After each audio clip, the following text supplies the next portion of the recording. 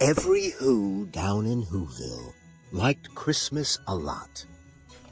But the Grinch, who lived just north of Whoville, did not. The Grinch hated Christmas, the whole Christmas season.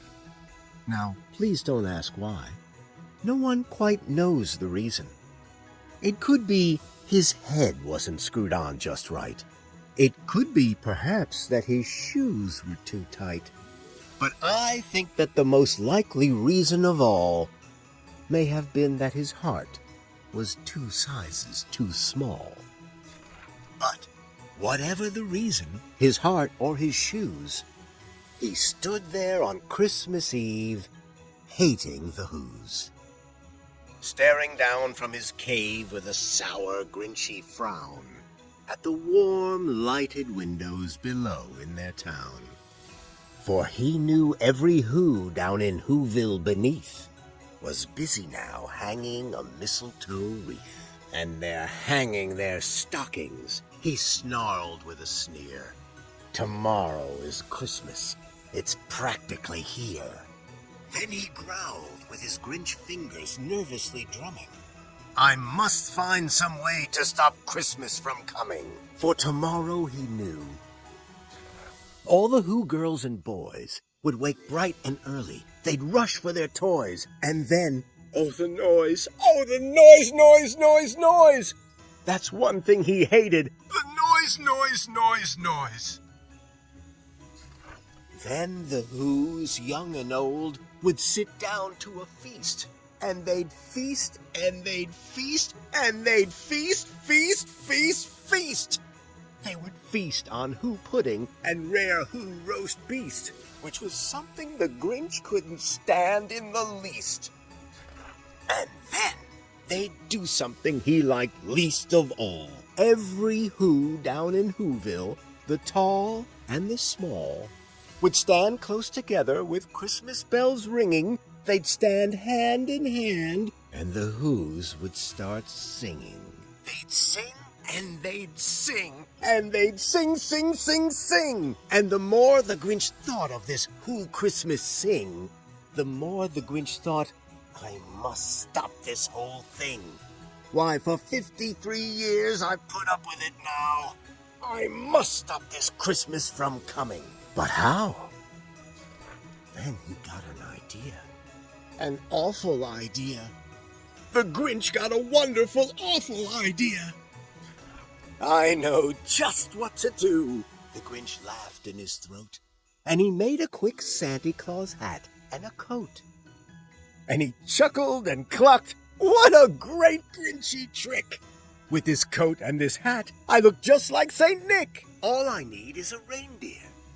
The Grinch looked around. But since reindeer are scarce, there was none to be found. Did that stop the old Grinch? No, the Grinch simply said. If I can't find a reindeer, I'll make one instead. So he called his dog Max. Then he took some red thread, and he tied a big horn on the top of his head. Then he loaded some bags and some old empty sacks on a ramshackle sleigh, and he hitched up old Max. Then the Grinch said, Get up! And the sleigh started down toward the homes where the Whos lay a snooze in their town. All the windows were dark. Quiet snow filled the air. All the Whos were all dreaming, sweet dreams without care. When he came to the first little house on the square. This is stop number 1, the old Grinchy Claus hissed, and he climbed to the roof, empty bags in his fist. Then he slid down the chimney, a rather tight pinch. But if Santa could do it, then so could the Grinch. He got stuck only once for a moment or two. Then he stuck his head out of the fireplace flue, where the little Who stockings all hung in a row. These stockings, he grinned, are the first things to go. Then he slithered and slunk, with a smile most unpleasant, around the whole room, and he took every present pop guns and bicycles, roller skates, drums, checkerboards, tricycles, popcorn, and plums. And he stuffed them in bags. Then the Grinch very nimbly stuffed all the bags one by one up the chimbley. And he slunk to the icebox. He took the Who's feast. He took the Who pudding. He took the roast beast. He cleaned out that icebox as quick as a flash.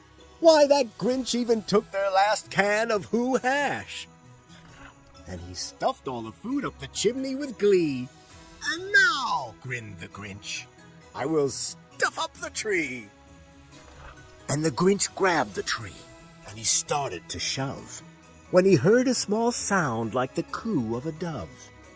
He turned around fast, and he saw a small Who, little Cindy Lou who was not more than 2. The Grinch had been caught by this tiny Who daughter, who'd got out of bed for a cup of cold water. She stared at the Grinch and said, Santa Claus, why? Why are you taking our Christmas tree?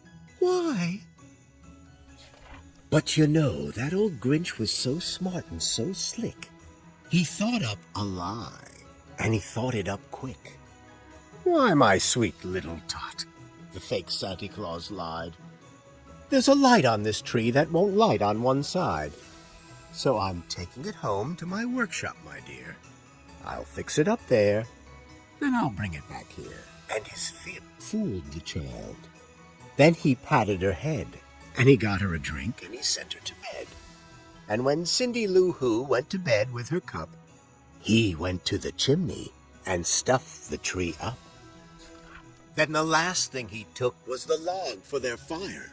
Then he went up the chimney himself, the old liar. On their walls he left nothing but hooks and some wire. And the one speck of food that he left in the house was a crumb that was even too small for a mouse. Then he did the same thing to the other Who's houses, leaving crumbs much too small for the other Who's mouses. It was 15:15 dawn, all the Who's still abed, all the Who's still a snooze when he packed up his sled. Packed it up with their presents, the ribbons, the wrappings, the tags and the tinsel, the trimmings, the trappings. 3,000 feet up the side of Mount Crumpet, he rode with his load to the tip-top to dump it. Pooh-pooh to the Who's, he was Grinchishly humming. They're finding out now that no Christmas is coming. They're just waking up. I know just what they'll do. Their mouths will hang open a minute or two. Then the Who's down in Whoville will all cry boo-hoo. That's a noise, grinned the Grinch, that I simply must hear. So he paused, and the Grinch put his hand to his ear. And he did hear a sound rising over the snow. It started in low. Then it started to grow. But the sound wasn't sad. Why, this sound sounded merry. It couldn't be so, but it was merry, very. He stared down at Whoville. The Grinch popped his eyes. Then he shook. What he saw was a shocking surprise. Every Who down in Whoville, the tall and the small, was singing without any presents at all. He hadn't stopped Christmas from coming. It came. Somehow or other, it came just the same.